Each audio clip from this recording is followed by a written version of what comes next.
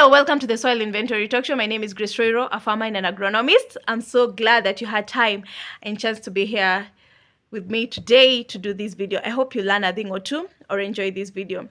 Today, I'll be speaking about something about the seasons, where I am located and where most of my clients who are farmers who are located when I go to manage the fields. And one of the things that came to my mind, and also just thinking about this season, is that the seasons are so unpredictable. Of course, one of the things that we are facing right now is climate change, but the seasons being so unpredictable also makes, I don't know, some of the farmers have not yet adopted to the change, because there's that farmer calendar that used to be there, that used to work so perfectly because the seasons were perfect. And some of our farmers have still stuck to those seasons and the farmer calendar that existed, or rather is still existing. But it seems some of the seasons keep on failing, especially the last season. Some of the regions in this country, and also the region where I'm located, the season was not as good as predicted earlier. So as I was visiting, and I'm just thinking how we need a shift to one, irrigation. Like, farmers can supplement the water insufficiency in the fields, especially when the rains fail. So because most of our clients and most of the farmers, even that we have in our country, are rain dependent, and that means if they're rain dependent and did not have any other source to supplement the crops with the amount of water required, that means they are looking at crop failure, but also poor harvest. And this discourages the farmer, but rather also they feel sometimes that the process that we walk with them might not yield fruits. So having that seasons are not as consistent as we would want them, that means calls for change, even for us in the farming industry, but also in the agriculture industry, that right now the seasons are not okay. So we need to adopt methods and technologies that can help us go through them, but also still supply food and have food production, and also be at a point whereby, you see, when the farmer calendar was consistent, that means you'd predict your expected harvest. When you're doing your budget for the when you're doing your budget for the whole season, like for the expenses that you're required, that's the seeds, the fertilizer, the pesticides, the anything that was required for the farm, the labor. When you're doing that budgeting, when the seasons were consistent, you'll also do what is expected at the end of the season. With having inconsistent seasons, it's making it difficult as you come up with a budget to also have the expected output.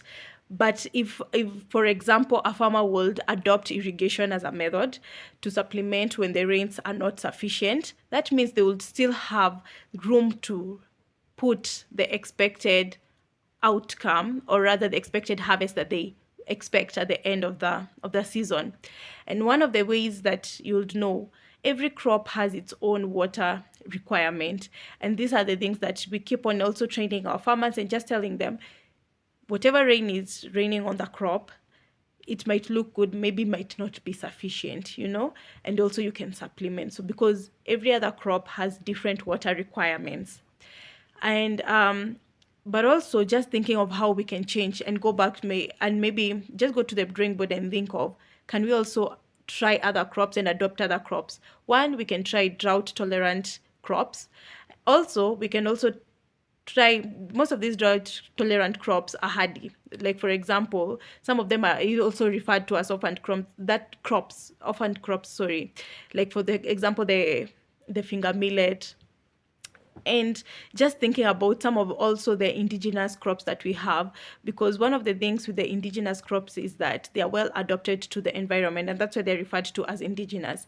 And going back to them, that means when even the seasons seem to not be okay, the tolerance in them might make them go through the season. But also there are improved varieties. Like, you'll have maize, but maize that are drought tolerant, that we have several of those. So farmers would adopt more of these crops that have better qualities to go through such seasons that we are having, that are not very, very predictable.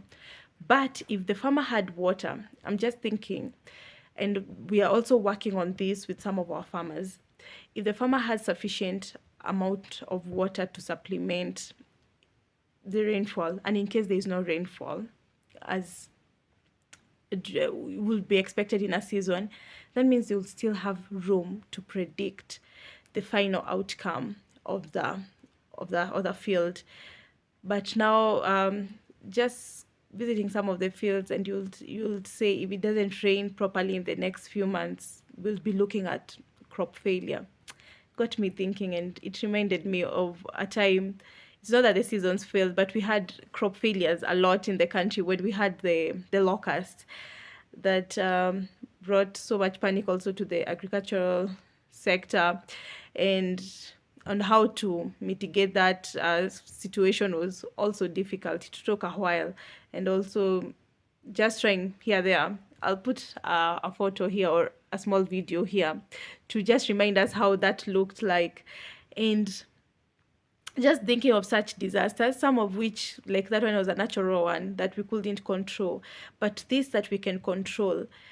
I think it's high time that we'll have a shift as farmers, and also as in the professional space, and just say this area is well adapted to maize and maybe potatoes or something else, but also can we try this other crop? But also doing that also requires a lot of market research, and also just linking from the farmer then again to the market, because some of the things that makes farmers hold dearly to the one specific type of crop year and year again is because they feel like they are assured of the market, that if they do this specific crop, however bad the season is, however bad the markets are, however fluctuate, even though the prices are fluctuating a lot, that they will still sell their produce. But now introducing a different idea and telling them you don't have to do this crop, that you can do this other crop for this season, the idea of the market makes them a bit rigid to the change.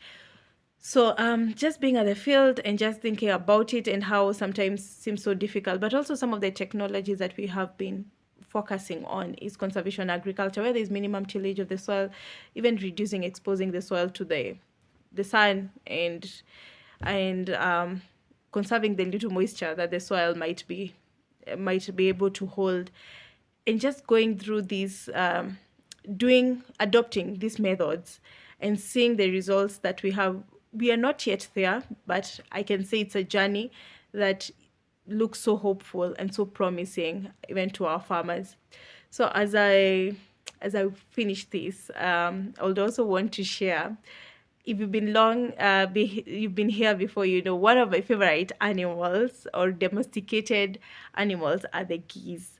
So in near one of our soil inventory stores, there's some geese that are at free range. When I may say free range, these ones are not free range like in the field, they're free range on the streets. And when they're there on the streets, I have seen a specific I'll say family of them grow from the duckling stage to the adult stage. I'll be sharing some of the pictures and see how they have grown, and also shares a small video of how I found some of them. I feel like it's a breeding season, and right now they are hatching a lot of ducklings during this period, because I've been meeting most in groups, and I'll see so many ducklings. So of course it's not the best way, I would say, to leave them on the streets. Rather, they would have have another beautiful maybe environment created for them by their custodians, who are the farmers.